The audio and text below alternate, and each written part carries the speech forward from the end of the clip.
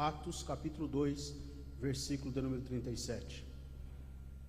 Ouvindo eles estas coisas, compungiu-se-lhes o coração e perguntaram a Pedro e aos demais apóstolos: que faremos, irmãos?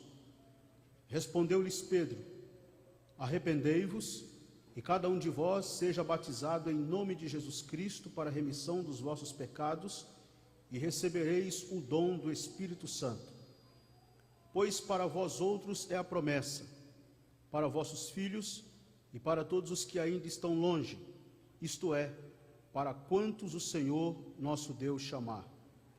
Com muitas outras palavras deu testemunho e exortava-os dizendo: salvai-vos desta geração perversa.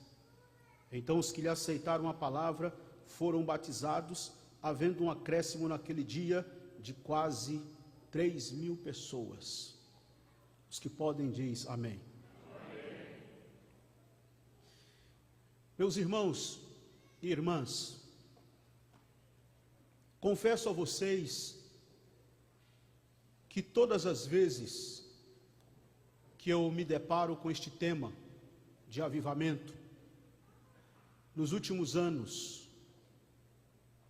nos últimos 15, 20 anos pelo menos, todas as vezes que eu me deparo com este tema, avivamento, confesso a vocês que ele se torna um grande desafio para mim.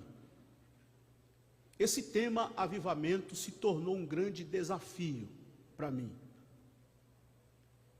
Eu me vejo cada vez mais desafiado, todas as vezes que eu tenho que assumir a responsabilidade no púlpito da igreja para falar sobre avivamento. Porque, tendo em vista o cenário que vive o movimento evangélico brasileiro, tendo em vista o péssimo comportamento do movimento evangélico brasileiro nos últimos anos, nós estamos diante de uma verdadeira confusão e muitos temas já ficaram muito desgastados, inclusive este avivamento é um tema que já se tornou um tanto quanto desgastado, no sentido de que quando a maioria das pessoas falam de avivamento, na verdade não é o que a Bíblia fala sobre avivamento, porque o avivamento que a Bíblia fala é um, e o avivamento que o movimento evangélico brasileiro anda pregando é outro. Então, o meu grande desafio, quando eu me deparo com este tema, é tentar colocar os pingos no i, ou pingo no i. O meu grande desafio, quando eu me deparo com este tema, é tentar deletar, tentar apagar, tentar desconstruir essa ideia falsa de avivamento que o movimento evangélico brasileiro vem pregando nos últimos anos. O meu grande desafio, como pregador do evangelho e que me deparo com este tema sobre avivamento, é tentar mostrar primeiro o que não é avivamento. Porque avivamento não tem nada a ver com marcha para Jesus. Eu não vim aqui criticar movimento nenhum, quero que os irmãos me entendam, vou abrir aqui esse parênteses para dizer que eu não vim aqui fazer juízo de valor, nem criticar movimento de ninguém, nem igreja de ninguém, mas é necessário que se diga que avivamento, o que caracteriza um verdadeiro avivamento, o que caracteriza um genuíno avivamento, não é marcha para Jesus, não é balada gospel. O que caracteriza uma igreja verdadeiramente avivada, não é se ela é uma igreja influente ou influenciada na política partidária. O que caracteriza um verdadeiro avivamento não são os diversos programas evangélicos do rádio, na televisão. O que caracteriza um verdadeiro avivamento não é o crescimento numérico dos evangélicos, apontado pela pesquisa do IBGE, Em 2010, por exemplo, quando saiu o último censo, salvo engano, que apontava o crescimento estrondoso e numérico dos evangélicos neste país.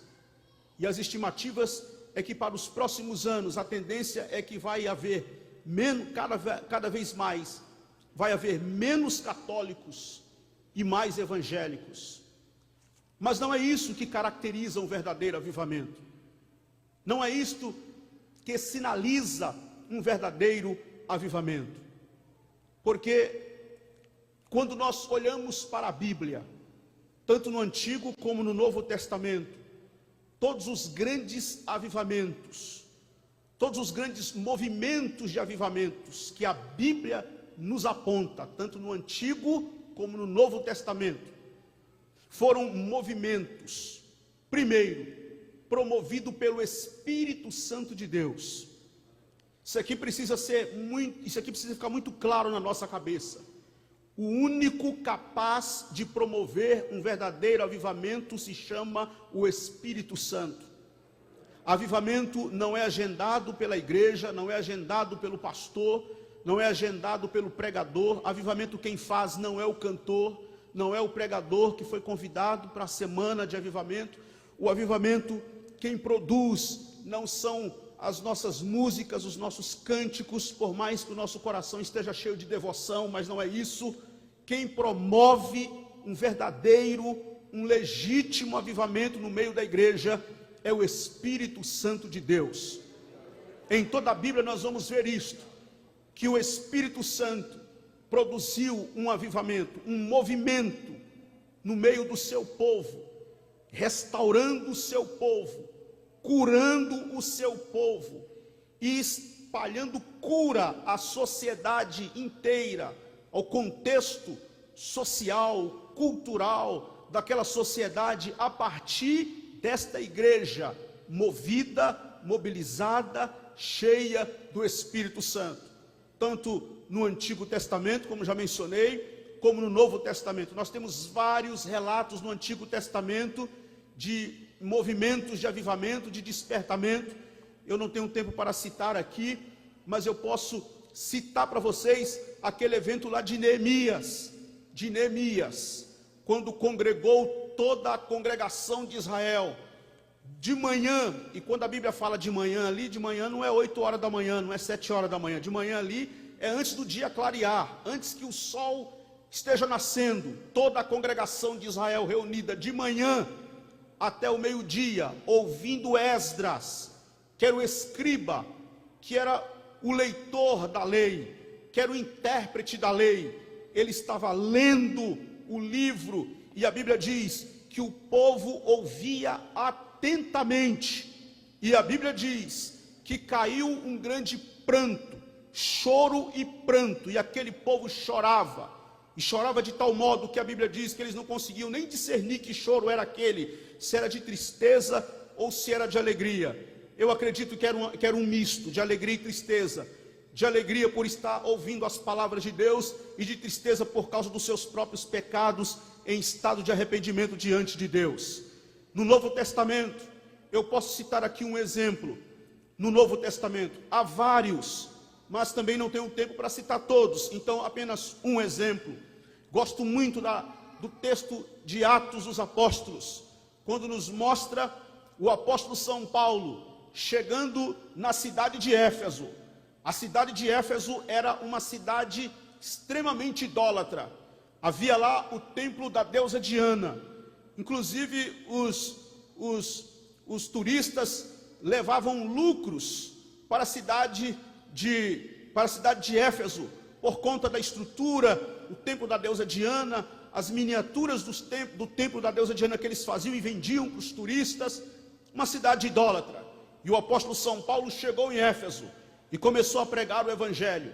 E à medida que Paulo foi pregando o evangelho, a cidade foi se convertendo, o povo foi mudando o coração, o povo foi se convertendo, e houve um avivamento tão grande em Éfeso, houve um avivamento tão extraordinário na cidade de Éfeso, que a Bíblia diz que os efésios juntaram lá os seus amuletos, os seus livros de bruxarias, juntaram lá todos os seus apetrechos e todos os seus utensílios que eram utilizados para os seus rituais, para os seus cultos e para as suas bruxarias. Fizeram um monte assim, em plena praça pública, levaram tudo aquilo para a praça pública e tocaram fogo, queimaram seus ídolos, queimaram seus livros de bruxaria em praça pública. E a Bíblia diz que eles ainda batiam no peito e confessavam publicamente os seus pecados. É este o avivamento que nós estamos precisando experimentar. É este o avivamento que a igreja evangélica brasileira está precisando viver nesses últimos dias. Um avivamento que mude de dentro para fora. Um avivamento que transforme. Um avivamento que converta de verdade. Um avivamento que, de fato, sinalize a igreja como uma igreja sinalizadora do reino de Deus, energizada no poder do Espírito Santo e com a bandeira ensanguentada da cruz do Calvário, anunciando a esta geração perdida e corrompida que Jesus Cristo é o Senhor. Jesus Cristo é o Senhor. E eu li aqui, meus queridos irmãos, Atos dos Apóstolos, capítulo 2, e o versículo de número 37 até o 41, porque nesses versículos do 37 ao 41, nós temos aqui algumas características deste avivamento verdadeiro. O que é um verdadeiro avivamento? O que é que produz um avivamento verdadeiro? Quais são as características desse verdadeiro avivamento? Vejam que no capítulo 2 de Atos, versículo do número 37, o texto bíblico diz assim: ouvindo eles estas coisas, compungiu-se-lhes o coração, e perguntaram a Pedro e aos demais apóstolos: que faremos, irmãos? Algumas perguntas nós precisamos fazer aqui neste texto. Primeiro, ouvindo eles estas coisas. Eles quem? Quem eram eles aqui que a Bíblia está dizendo? Ouvindo eles estas coisas. Eles quem? A multidão. Nós precisamos voltar aos versículos anteriores, capítulo 2 de Atos dos Apóstolos, mais precisamente o versículo de número 5, 6 e 7, que diz: ora, estavam habitando em Jerusalém judeus, homens piedosos, vindos de todas as nações debaixo do céu. Quando, pois, se fez ouvir aquela voz, afluiu a multidão, que se possuiu de perplexidade, porquanto cada um os ouvia falar na sua própria língua. Estavam, pois, atônitos e se admiravam, dizendo: vede, não são porventura galileus todos estes que aí estão falando? Agora vejam, a partir do versículo 9, os vários lugares, as várias regiões de onde esta multidão vinha a Jerusalém para participar da festa dos Pentecostes. Versículo 9: partos, medos, elamitas, naturais da Mesopotâmia, Judeia, Capadócia, Ponto, Ásia, Frígia, Panfilha, Egito, regiões da Líbia, imediações de Cirene, romanos que residiam ali, tanto judeus como prosélitos. Prosélitos eram aqueles que eram convertidos ao judaísmo, não eram judeus de nascimento, mas convertidos ao judaísmo. Cretenses e arábios. Essa multidão aqui está em Jerusalém. Percebe que Lucas é cuidadoso em nos trazer uma lista dos mais diversos lugares de onde esta multidão vinha para Jerusalém, para a festa dos Pentecostes. Eles estão maravilhados por ver o que estão vendo, mas ao mesmo tempo eles estão tentando compreender como que este pessoal aí, versículo 8 diz isso, versículo 7, como eu já li, não são galileus todos esses que aí estão falando? E o versículo 8 eles completam a pergunta: como, pois, os ouvimos falar em nossa própria língua materna? Como?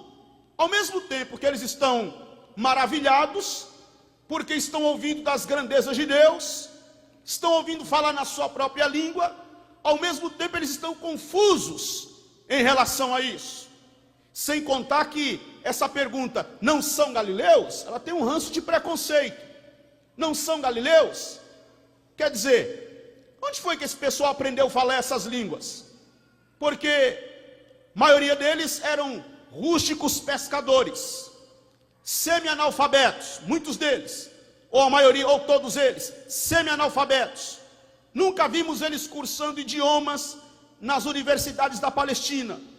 Nunca vimos eles cursando nenhum outro idioma nas faculdades de Jerusalém.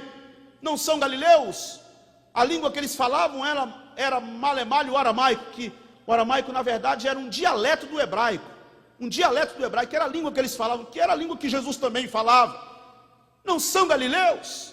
Como, pois, estamos ouvindo falar na nossa própria língua das grandezas de Deus? E aí alguém começa a dizer assim, já sei, isso é vinho, eles estão embriagados, estão cheios de mosto, estão cheios de vinho. E aí que Pedro se levanta e diz, não é vinho como vocês estão pensando. O que está acontecendo aqui é o que foi dito por intermédio do profeta Joel. E aí ele cita a profecia de Joel, dizendo, acontecerá nos últimos dias, diz o Senhor, que derramarei do meu espírito sobre toda a carne. Vossos filhos e vossas filhas profetizarão, vossos jovens terão visões e sonharão os vossos velhos. E aí ele segue citando as palavras de Joel. Mas a pergunta que eu fiz aqui para o texto é, ouvindo eles quem? Esta multidão. É importante nós identificarmos esta multidão. Esta multidão estava em Jerusalém. Eram religiosos, marque bem isto, eram religiosos que estavam em Jerusalém por ocasião da festa dos Pentecostes. Mas tem uma outra pergunta aqui. Ouvindo eles quem? A gente já sabe que é esta multidão que estava ali por ocasião da festa dos Pentecostes. Ouvindo eles estas coisas o quê? Que foi que eles ouviram? Essa é outra pergunta que eu devo fazer aqui no texto. O que foi que eles ouviram? Que Lucas, ao escrever Atos 2:37, diz, ouvindo eles estas coisas, compungiu-se-lhes o coração. Ficaram com o coração compungido. Nós vamos de novo voltar para os versículos anteriores e vamos observar duas coisas. No versículo de número 4 ao 7, ao 8, como eu já li, e depois nós vamos ver dos versículos de número 17 a seguir, no mesmo capítulo. Ouvindo eles estas coisas, primeiro, o que foi que eles ouviram? Que coisas foram estas que eles ouviram? Versículo 4, todos ficaram cheios do Espírito Santo e começaram a falar em outras línguas, conforme o Espírito Santo lhes concedia que falassem. Que língua era essa que eles estavam falando? Versículo de número 6, quando pois se fez ouvir aquela voz, afluiu a multidão que se possuiu de perplexidade, porquanto cada um os ouvia falar na sua própria língua. Eles estão ouvindo na sua própria língua. Versículo de número 7, como eu já mencionei, eles estavam atônitos e admirados e perguntando, não são porventura galileus todos esses que aí estão falando? Como pois os ouvimos falar em nossa própria língua materna? Agora veja o versículo do número 11, tanto judeus como prosélitos, cretenses e arábios, a última parte do versículo 11, como os ouvimos falar em nossas próprias línguas. O que eles ouviram falar nas suas próprias línguas, que o versículo 11 diz aí? As grandezas de Deus. Ouvindo eles estas coisas, que coisas foram estas?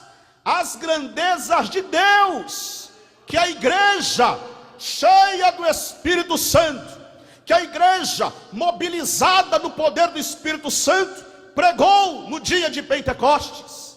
E aqui, meus queridos irmãos, eu abro um parênteses para dizer aqui a esta igreja o seguinte: neste versículo está claro para nós, neste evento de Pentecostes, em que a igreja cheia do Espírito Santo fala na língua nativa daquela multidão e prega o evangelho falando das grandezas de Deus em Pentecostes. Isso aqui fica claro para nós, mais claro do que a luz do meio-dia, que pregar o evangelho não é uma obrigação ou responsabilidade única e exclusiva do pastor. Pregar o evangelho não é uma responsabilidade única e exclusiva do evangelista. Pregar o evangelho não é uma obrigação única e exclusiva do missionário. Pregar o evangelho não é uma obrigação única e exclusiva do irmão que tem um talento para falar, que tem uma boa oratória e sabe fazer um belo discurso a uma plateia.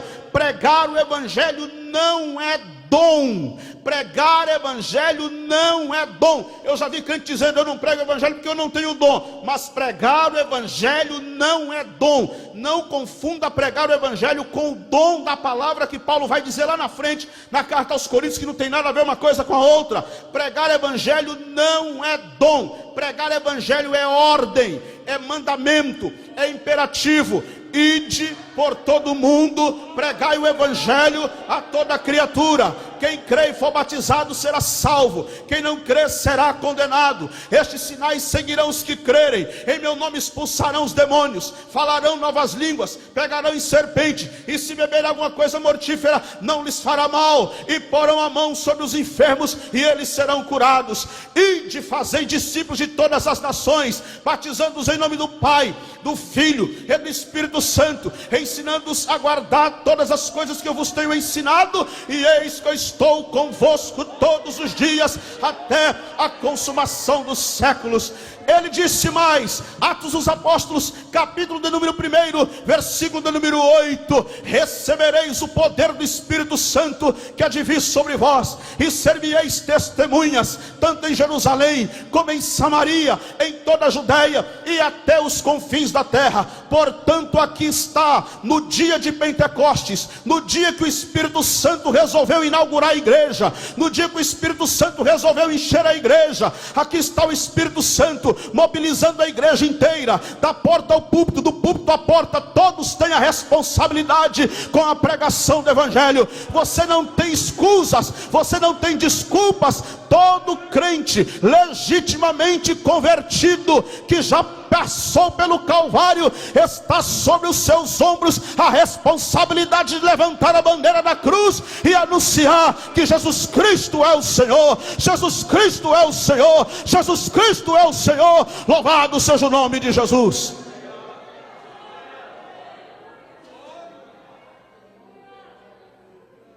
Ouvindo eles estas coisas o que é que eles ouviram? Das grandezas de Deus, pregada por toda a igreja. Só que é inédito na história da igreja. É inédito na história da igreja, porque pela primeira vez na história, a igreja está pregando o evangelho coletivamente, independente de posições e funções eclesiásticas. A igreja está pregando o evangelho. Ouvindo eles estas coisas o quê? Agora, somada às grandezas de Deus que eles ouviram ser pregado pela boca daqueles crentes que ali estavam falando em línguas, somado a isto, entra em cena quem? Pedro. Como eu já citei para vocês, Pedro entra em cena porque Pedro percebe o cochicho, Pedro percebe o mal entendido, e Pedro diz assim: opa, vocês estão falando aí de quê? De vinho? De embriaguez? Não, vocês estão equivocados. Isso aqui não é vinho, isso aqui não é bebida alcoólica, isso aqui não é embriaguez como vocês estão pensando. Isso aqui foi dito por meio do profeta, por intermédio do profeta Joel. E acontecerá nos últimos dias, diz o Senhor, que derramarei do meu espírito sobre toda a carne. Vossos filhos e vossas filhas profetizarão, vossos jovens terão visões, e sonharão os vossos velhos. Até sobre os meus servos e sobre as minhas servas derramarei do meu espírito naqueles dias, e profetizarão. E mostrarei prodígios em cima no céu, e sinais embaixo na terra: sangue, fogo e vapor de fumaça. O sol se converterá em trevas, e a lua em sangue, antes que venha o grande e glorioso dia do Senhor. Versículo 22. Pedro continua pregando, e agora Pedro entra na vida de Jesus. Ele citou Joel, E agora entra na vida de Jesus e diz: varões israelitas, atendei a estas palavras. Jesus o Nazareno, varão aprovado por Deus diante de vós com milagres, prodígios e sinais, os quais o próprio Deus realizou por intermédio dele entre vós, como vós mesmos sabeis. Sendo este entregue pelo determinado desígnio e presciência de Deus, vós o matastes, crucificando por mãos de iníquos, ao qual, porém, Deus ressuscitou, rompendo os grilhões da morte, porquanto não era possível fosse ele retido por ela. Aqui está um resumo daquilo que Lucas chama, em Atos capítulo 2, versículo 42, de doutrina dos apóstolos. O que era a doutrina dos apóstolos? Pedro resumiu aqui, entre os versículos 22, 23 e 24. Varões israelitas, atendei a estas palavras. Qual era a doutrina dos apóstolos? O que era que eles pregavam? O que era que eles ensinavam? Qual era a pedagogia deles? Que a igreja entendeu e disse: aí está o nosso chão, aí está a plataforma onde vamos nos firmar, onde vamos fincar nossas estacas. Aí estão os pontos cardeais da fé, aí estão as colunas, o sustentáculo, o chão da nossa fé, e nós não vamos abrir mão desse negócio. Doutrina dos apóstolos.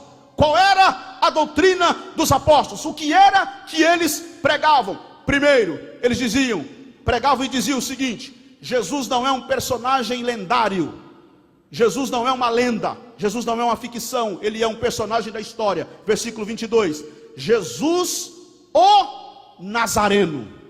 Nós andamos com ele, nós vimos ele, nós falamos com ele, nós vimos ele limpar o leproso, nós vimos ele expulsar demônios, nós vimos ele abrir os olhos do cego. Ele é Jesus o Nazareno, ele é um personagem da história.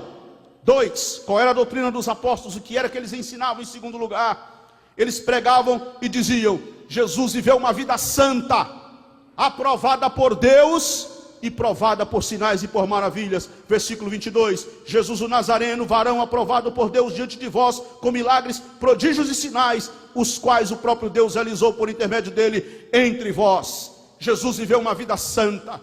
O Jesus desta igreja é santo, é puro, é o Cordeiro de Deus sem mácula, é o Cordeiro de Deus sem mancha, que tira o pecado do mundo. 3, qual era a doutrina dos apóstolos? O que era que os apóstolos ensinavam? Em terceiro lugar, eles diziam: a morte de Jesus na cruz não foi um acidente. A morte de Jesus na cruz foi desígnio eterno de Deus. Versículo de número 23, sendo este entregue pelo determinado desígnio e presciência de Deus, vós o matastes, crucificando por mãos de iníquos. 4, qual era a doutrina dos apóstolos? O que era que eles ensinavam? O que era que eles pregavam? Eles diziam o seguinte: Jesus ressuscitou corporalmente. Ele não ressuscitou em pensamento, não foi uma imaginação, não foi um pensamento, não foi uma ideia, não. Ele ressuscitou corporalmente. As mulheres foram as primeiras testemunhas oculares, quando chegaram na porta do túmulo e viram que o túmulo estava vazio. Ele vive, Jesus Cristo ressuscitou corporalmente. Qual era a doutrina dos apóstolos? Era esta. Aqui estão os pontos cardeais da fé. É aqui que nós vamos apoiar, alicerçar todos os conteúdos da nossa fé. Nós não vamos abrir mão. Querem saber, meus queridos irmãos e irmãs que me ouvem hoje à noite, qual foi a mensagem que aquela multidão ouviu em dia de Pentecostes? A mensagem que aquela multidão ouviu no dia de Pentecostes foi essa aqui, Foi essa mensagem aqui. Prestaram atenção? Não teve aqui. Pega na mão dele, olha no olho dele, bate o pé, levanta, abre a mão, fecha a mão. Essa brincadeira que ficam aí: hoje vai ter um avivamento aqui, um avivamento. Cutuca o irmão, balança, todo mundo pulando, estou vendo uma bola aqui de fogo. O culto foi um avivamento, foi um avivamento. E o irmão pregou o quê? Rapaz, eu nem sei. Eu só sei que tinha bola de fogo. O irmão falou que Deus estava mostrando para ele um cavalo branco. E olha, foi um terremoto de Jeová. Isso não é avivamento. Isso é brincadeira. Isso é brincadeira. Isso é vulgarização do movimento pentecostal. Avivamento foi isso aqui, Isso aqui foi avivamento. Não teve brincadeira, não teve enrolação. ele pregou o evangelho, e esta mensagem foi tão poderosa, essa mensagem foi tão forte, que essa mensagem apunhalou os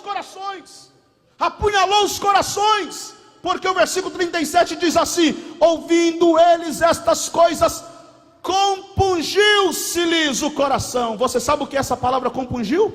A palavra grega para compungiu é esfaquear, é apunhalar.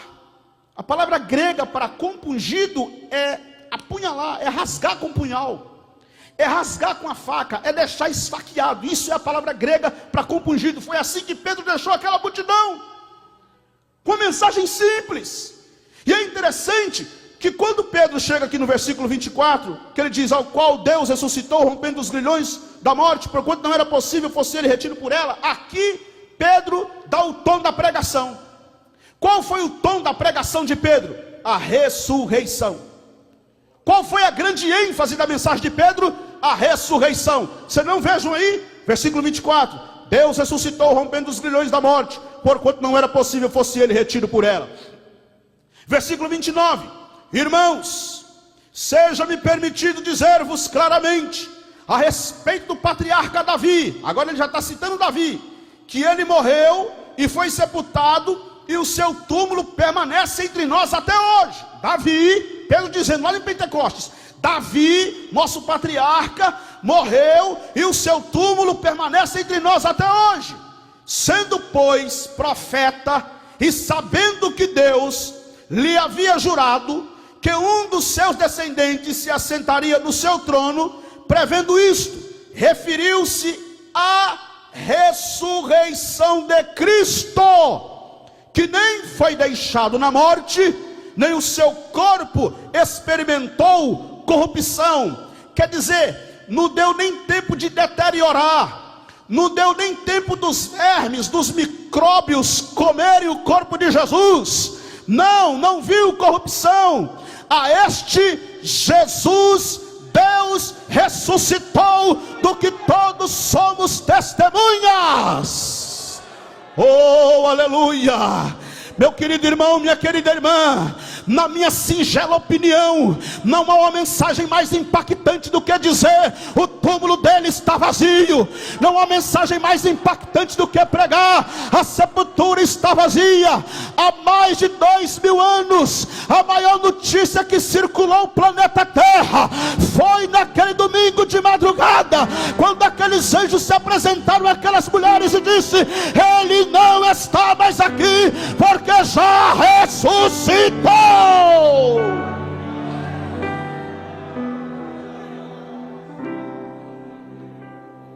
Foi a ênfase da mensagem: Jesus está vivo. Mas eu não sei se você consegue perceber, porque uma coisa é a gente pregar sobre a ressurreição de Jesus hoje, que a gente prega e tem crente que não está nem aí.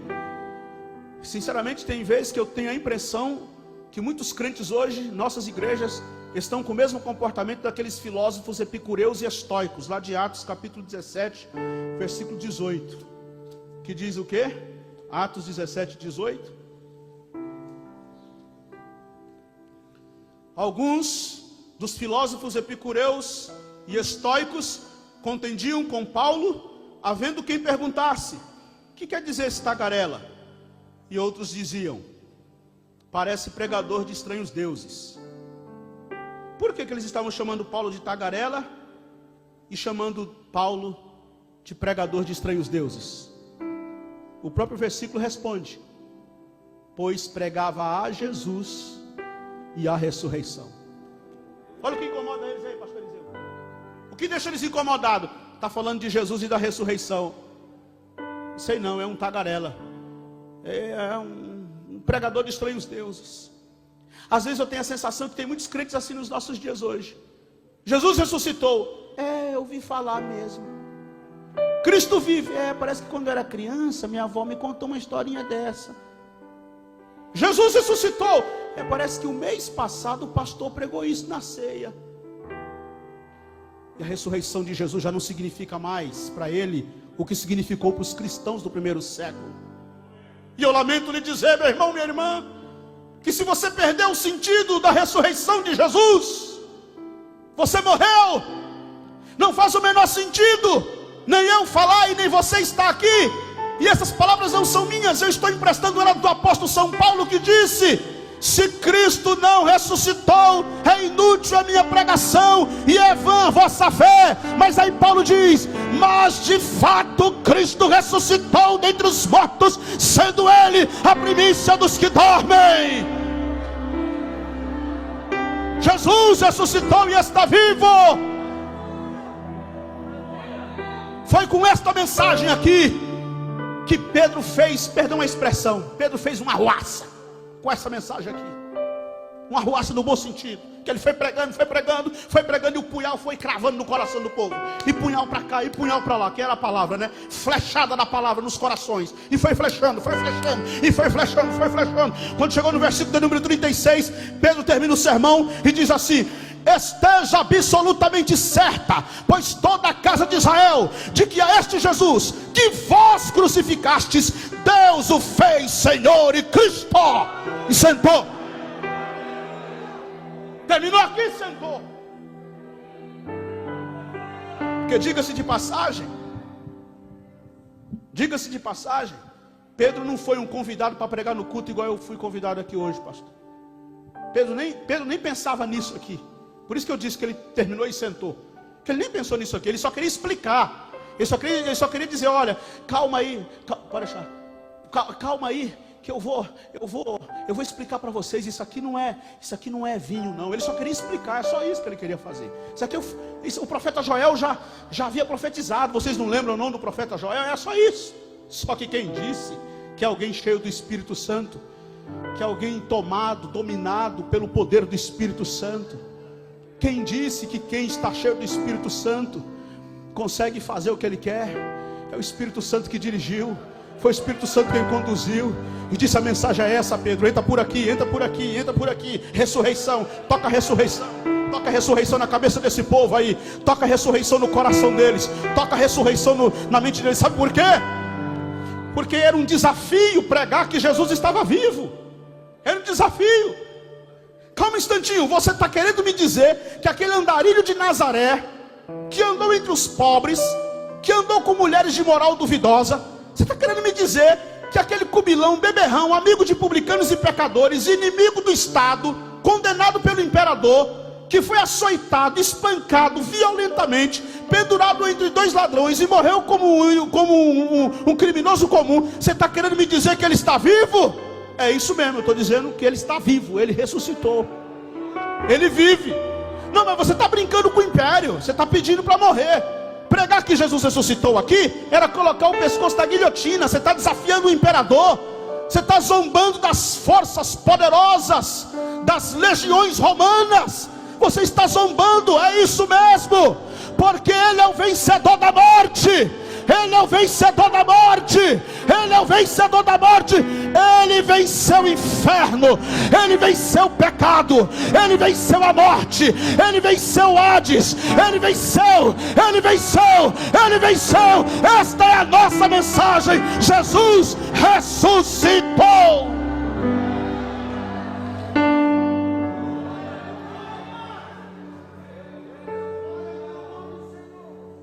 E aí a multidão está com o coração agora compungido. Com o coração compungido, rasgado. Como eu disse, foi como se Pedro cravasse um punhal no coração deles. Pedro não fez o apelo. A gente faz o apelo, não faz? Pois Pedro não fez. Que aliás o apelo, vocês sabem que o apelo, fazer apelo depois da pregação, é uma modalidade nova. Não tem, talvez tenha 200 anos, no máximo 200 anos. Começou com Charles Finney nos Estados Unidos, John Wesley na Inglaterra, e Billy Graham foi o grande propagador desse modelo de apelo nas suas campanhas evangelísticas, quando ele convidava as pessoas para virem à frente, tomar uma decisão por Jesus depois da mensagem. Muito válido o trabalho desses homens que marcaram a história. Mas aqui em Atos, depois da pregação de Pedro, Pedro parou, o povo com o coração compungido, foi: e agora? O que a gente faz? Ficou aquele zum no meio da multidão. Meu coração está queimado. O meu está sangrando. O meu está rasgado. O meu está... Eu nunca ouvi palavras como essa, eu nunca ouvi isso. Minhas pernas estão trêmulas. E agora? Vamos dar um grito. Vamos gritar. Avivamento é isso. Avivamento é isso. Vai limpando tudo por dentro. Vai desintoxicando.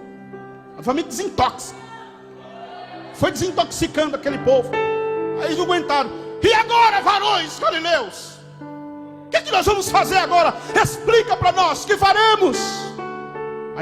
Aí Pedro toma a palavra de novo. Vocês querem saber o que vocês vão fazer, né? Vocês querem saber o que vocês vão fazer? Arrependei-vos. Quer saber o que é para fazer? Arrepende. Arrependei-vos. E arrepender aqui não é ficar com remorso. Tem gente que está cheio de remorso achando que está com arrependimento. O que é remorso? Remorso é quando você fica assim, ó. Ai, por que eu falei? Não era para ter falado aquilo. Ai, por que eu fui? Não devia ter ido. Isso é remorso. Arrependimento é mudar de direção. Arrependimento está intimamente ligado a converter. Arrepender é converter. É mudar radicalmente de posição. É mudar radicalmente de direção. Para quem Pedro estava pregando aqui? Lembra da minha pergunta aqui no começo? Ouvindo eles quem? A multidão. Então nós já ouvimos aqui que ele está falando para uma multidão de religiosos, gente que tem religião, mas não tem Jesus, gente que tem tradição religiosa, mas não tem Jesus, gente que está em Jerusalém para participar de uma mera festa, de um mero ritual da festa do calendário judaico que era o Pentecostes, mas não tinha Jesus. Gente que conhecia todas as engrenagens, alguns eram até convertidos já ao judaísmo, mas não conheciam Jesus. Aí Pedro olha para eles e diz: arrependam-se, convertam-se. Porque se fosse hoje, Pedro, é agora, Pedro. Rapaz, você não tem noção, você arrebentou, rapaz, você quebrou tudo. Ô Pedro, você está bombando nas redes sociais. Viralizou. Pedro, viralizou. Só fala nisso agora nas redes sociais. Hashtag Pedro, hashtag Pedro, hashtag Pedro. Você bombou, Pedro. Agora é a hora de você fazer a sua. Aproveita e faz a sua. Foi isso que Pedro fez? Ele disse: eu vou mostrar para vocês. Arrependam-se.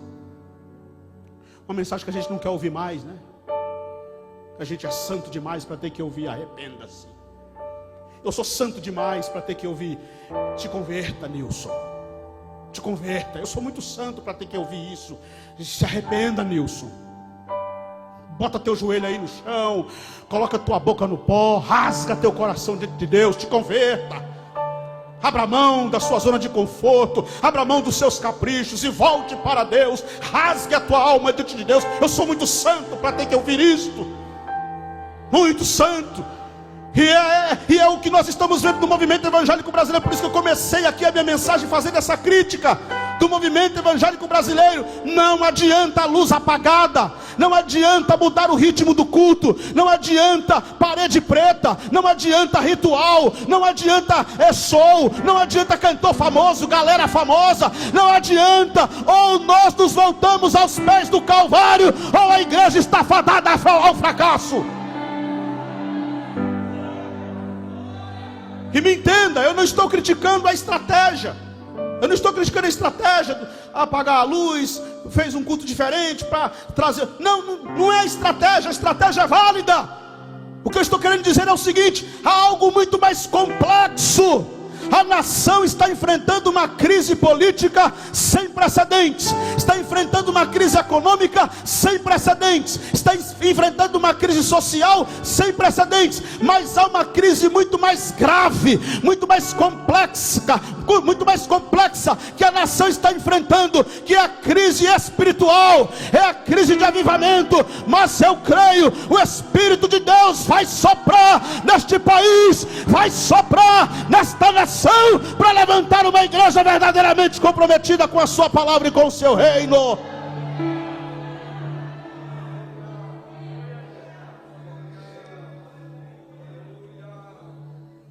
Qual é a primeira característica de um verdadeiro avivamento? Qual é o primeiro sinal de um grande avivamento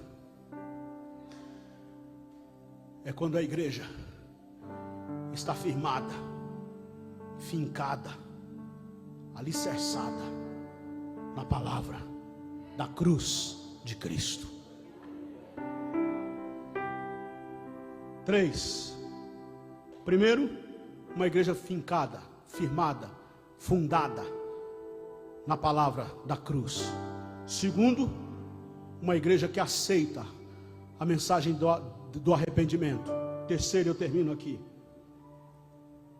Quando a igreja assume, impreterivelmente, ela assume a sua vocação profética.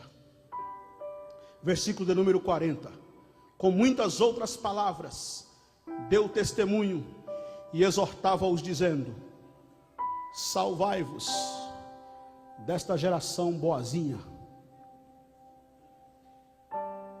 Como é que está escrito aí na sua Bíblia? Ah, é perversa.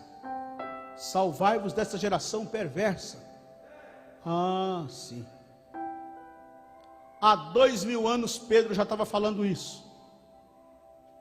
Há 2000 anos Pedro já estava falando isso. Salvai-vos dessa geração perversa.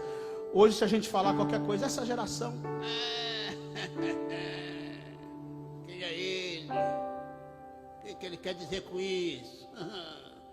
E agora com esse ranço político, né? Que agora tudo é política agora. Você não pode falar mais nada que vaza para o campo político. Tudo é política agora. De uma hora para outra virou todo mundo cientista político. Todo mundo entende de tudo. Quem é ele? Pedro há 2000 anos está lá dizendo: salvai-vos desta geração perversa. Qual é o desafio aqui de Pedro? Não é meu não, é Pedro, na inspiração do Espírito, convocando a igreja a assumir a sua vocação profética. E sabe o que é vocação profética? No Antigo Testamento, o profeta era levantado por Deus. Deus chamava o profeta e dizia: vá lá, entra dentro do palácio, quero que você bote o dedo no nariz do rei e diga a ele que ele vai morrer se ele não se arrepender, porque ele pecou e desviou o meu povo ao pecado. Aproveita, passa da casa do sacerdote, que o sacerdote é outro que está assim com ele, ó. O sacerdote rei anda desses, eles gostam. Aproveita e passa lá e deixa o recado lá com ele também. Quando o rei e o sacerdote temiam a Deus, eles se humilhavam, como Davi, né? Arrancava logo a coroa da cabeça, rasgava as vestes: meu Deus, tem misericórdia, tem misericórdia, tem misericórdia.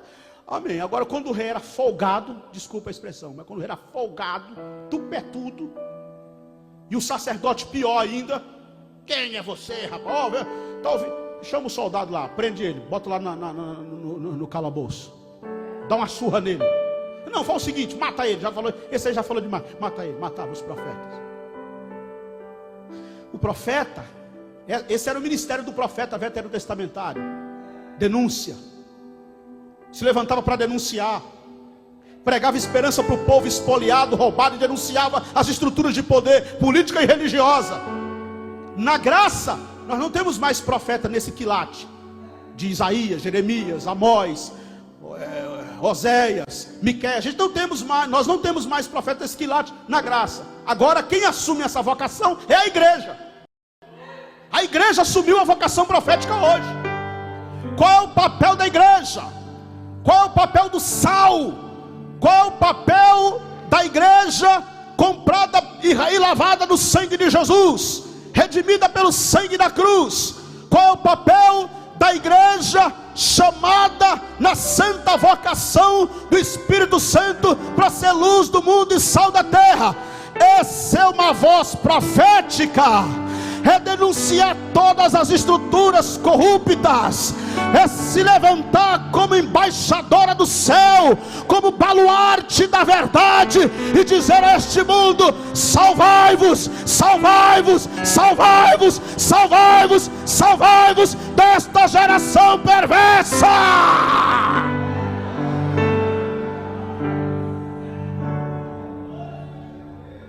É esse o papel da igreja. Vocação, percebe como que o profetismo clássico veterotestamentário não tem nada a ver com essas profetadas de WhatsApp? Sabe essa profetada do WhatsApp? Que o mundo vai acabar. E não sei o que, um manda mensagem para o outro. E eu acho mais incrível, irmão, não é quem mandou. Eu acho mais incrível é o outro que recebe a mensagem do outro lado e fica todo trêmulo com o celular na mão. Ai meu Deus, eu recebi aqui a profecia. Para com isso, irmão. Para com isso, pelo amor de Deus. Conheça mais a sua Bíblia. Leia mais a sua Bíblia. Conheça mais a voz do teu Deus. Que avivamento é esse que nós estamos vivendo? Que avivamento é esse que o Brasil diz que está vivendo? Olha como está a nação virando um pavio de cor. Eu quero dizer aqui hoje à noite, no nome de Jesus Cristo, Deus está desafiando a sua igreja nesta última hora. Levanta-te na presença de Deus como baluarte da verdade.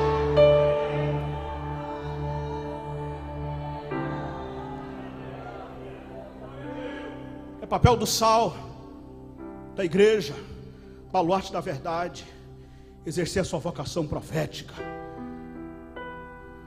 estar do lado do oprimido, do caído, se posicionar ao lado da viúva, do órfão, do estrangeiro, do necessitado. Tiago, irmão de Jesus Cristo, disse isso: a verdadeira religião para com Deus o Pai é visitar o órfão e a viúva nas suas necessidades e guardar-se da corrupção do mundo. É essa a vocação da igreja. Mas agora a gente não pode mais pregar isso, que se pregar isso fala que a gente é comunista.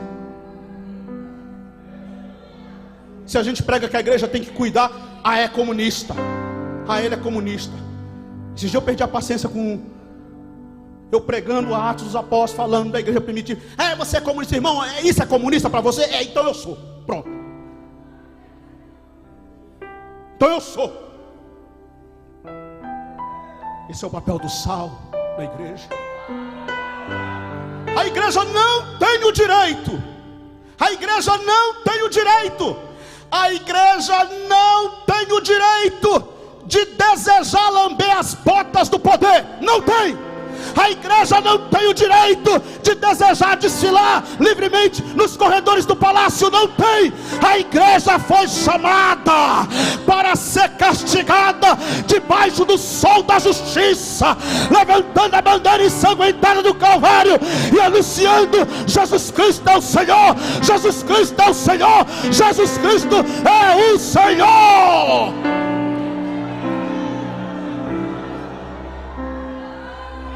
Nesse avivamento eu creio. Quantos crê comigo? Nesse avivamento eu creio. Quantos crê comigo? Levante as suas mãos para os céus. Aleluia, aleluia, aleluia, aleluia.